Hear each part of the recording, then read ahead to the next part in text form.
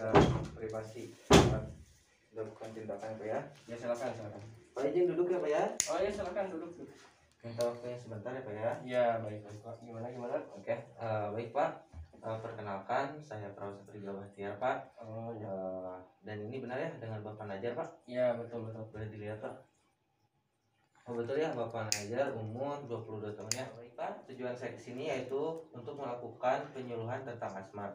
Sesuai yang saya baca Pak di rekam medis, bahwa Bapak ini mengidap penyakit asma ya Pak ya? Ya betul Pak, betul. Nah, oke Pak, untuk tindakan penyuluhan ini kurang lebih menghabiskan waktu 10-15 menit ya Pak ya. Dan tempatnya di sini, apakah Bapak bersedia Pak? Ya boleh bersedia Pak. Oke Pak, kalau sudah bersedia saya persiapkan medianya dulu ya Pak. Ya silakan. Saya menggunakan media laptop ya Pak ya, dan leaflet Pak. Sebentar Pak. Oke Pak, dan ini untuk leaflet Pak. Oh ini saya baca ya Pak. Boleh Pak.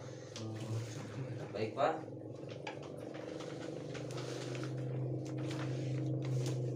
Baik Pak. Apakah bisa dimulai Pak? Oh ya. Ya, kita mulai Pak. Ya. Yang pertama yaitu Pak, pengertian tentang asma. Asma adalah jenis penyakit di mana saluran pernapasan mengalami penyempitan disebabkan oleh rangsangan tertentu Pak. Oh. Nah, Bapak juga bisa dilihat Pak di laptop. Ya. Dan penyebab asma yaitu yang pertama ada emosional, perubahan cuaca, lingkungan, infeksi, udara kotor, polusi. Di mana polusi ini tergantung yaitu debu, asap, rokok, asap pabrik, bulu binatang, dan selain itu makanan berminyak, aktivitas yang berlebihan, misalnya berlari. Nah itu Pak penyebab dari penyakit asma Pak. Oh iya. Nah untuk tanda gejala penyakit asma yang dimana ada batuk Pak,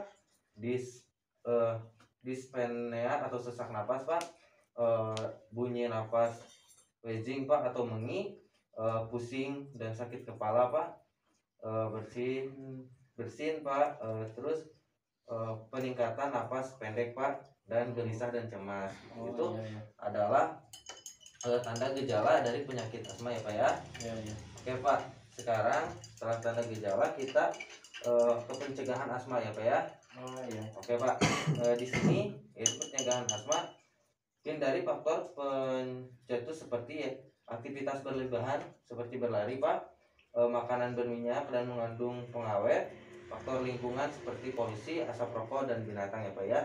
Itu untuk cara pencegahan asma ya Pak ya. Oh iya. Oke Pak, selanjutnya itu ada terapi buat penyakit asma Pak, atau terapi pernapasan, yang dimana yang pertama letakkan satu tangan di atas abdomen Pak, di sini di perut, dan satu tangan lagi di dada Pak. Nah seperti itu Pak.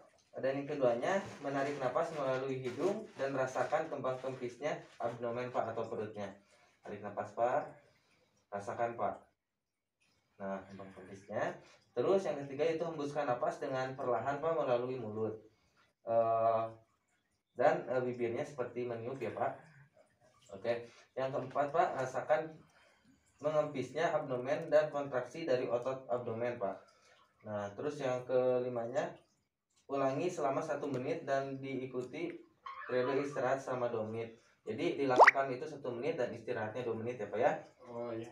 Oke, dan yang keenam itu lakukan selama 5 menit sebelum makan dan sebelum tidur ya Pak ya.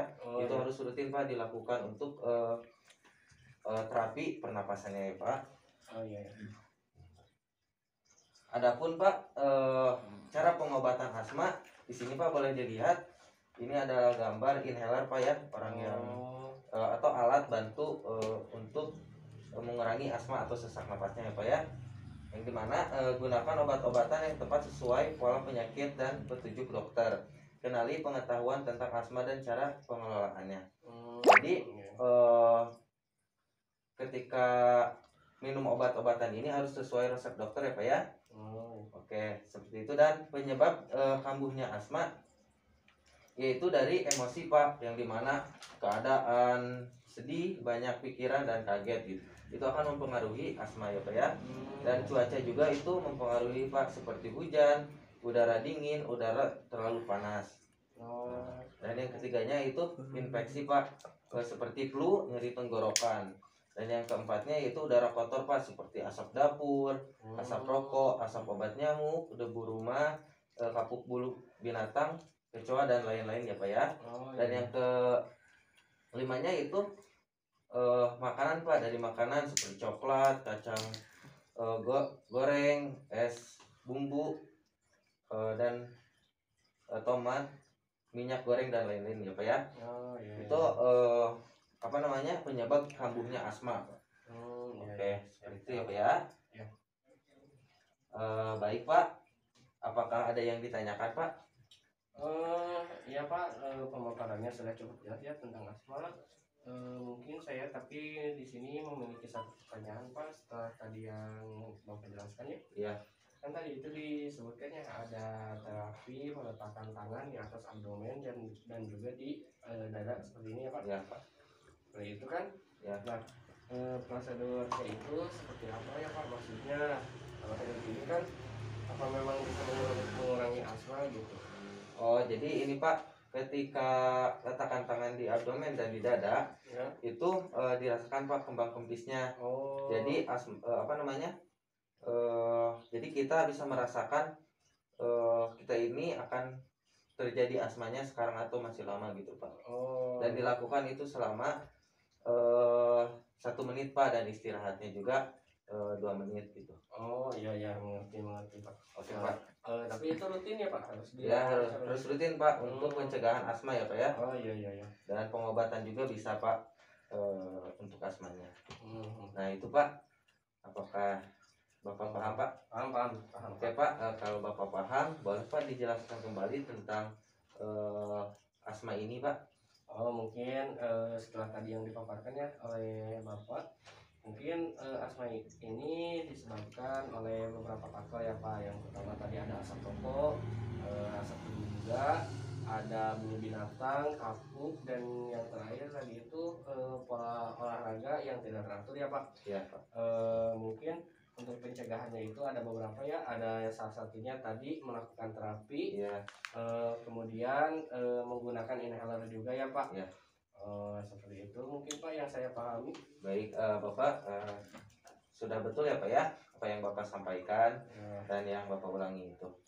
Oke Pak, untuk penyuluhan asmanya itu sudah selesai Pak. Dan sekarang saya ingin bertanya Pak, gimana Pak respon dari Bapak setelah dilakukan penyuluhan? Apakah sudah paham dan bisa dimengerti Pak? Oh iya, alhamdulillah ya sudah paham, sudah cukup jelas yang tadi disampaikan oleh Bapak. Saya juga lebih mengetahui lebih lanjut gitu tentang asma, cara pencegahannya itu seperti apa, pengobatannya seperti apa, dan juga saya bisa menjauhi faktor-faktor resiko yang dapat menyebabkan asma seperti itu Pak. Baik Pak, alhamdulillah kalau Bapak udah tahu dan udah paham. Dan sekarang untuk memvalidasinya saya ingin bertanya Pak. Oh iya silakan. Oke, untuk pengobatan asma itu dilakukannya seperti apa Pak? Tadi ya Pak, apa namanya, melakukan terapi, yang satu itu tangan di abdomen atau di perut, yang satu juga di dada sedikit. Kemudian kita rasakan kembang kempisnya perut atau abdomen gitu. Ya. Kurang lebih seperti itu Pak. Baik Pak, betul Pak untuk jawabannya. Dan sekarang saya ingin bertanya lagi Pak. Oh, ya, selain pengobatan yang tadi terapi, ada alat yang bisa membantu mengurangi sesak napas itu, namanya apa ya Pak? Kalau tidak salah tadi adalah namanya inhaler ya Pak? Ya betul. Ya, Oke Bapak, tepat sekali jawabannya. Oke Pak, sekarang Bapak sudah paham dan Bapak sudah mengerti.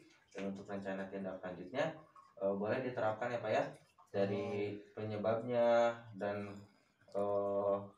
kambuhnya, terus gejalanya juga boleh dipelajari dan diaplikasikan ya Pak ya. Terutama pengobatannya. Oke Pak, dan bisa juga nanti di-share Pak ke keluarga Bapak atau kerabat Bapak yang dekat ya Pak ya. Oh iya, baik Pak. Oke Pak, kalau seperti itu saya akan mengontrak waktu ya Pak buat besok. Besok saya akan kesini lagi membawa obat ya Pak ya, untuk mengurangi sesak napas Bapak atau untuk mengurangi penyakit asma ini ya Pak ya. Oh, Tentunya obatnya itu sesuai dengan resep dokter ya Pak ya. ya, tapi Pak kalau bisa saya ingin tahu contoh obat dari inhaler itu, Bapak bisa membawanya Pak? Bisa. Soalnya saya belum tahu. Oke. Oh iya. Besok kita bawa ya Pak ya, Ya, ya. untuk inhalernya itu. Ya, ya, baik Pak. Siapa? Oke, tindakan sudah selesai Pak. Penyuluhannya juga selesai. Sekarang saya beresin media dulu ya Pak ya. Ya, silakan, silakan. Oke Pak, untuk lepetnya boleh dibawa sama Bapak pulang. Oh untuk iya, dipelajari ya Pak ya. mau dipelajari dan diterapkan juga ya Pak resep. Oke Pak. Saya bereskan dulu ya Pak ya. Ya, silakan, silakan. Pak. Oke Pak, sekarang saya pamit ya Pak untuk kembali lagi ke ruangan ya Pak ya. Ya, silakan. Semoga lekas sembuh ya Pak ya. Amin. Terima kasih. Ya, sama-sama Pak. Assalamualaikum. Waalaikumsalam.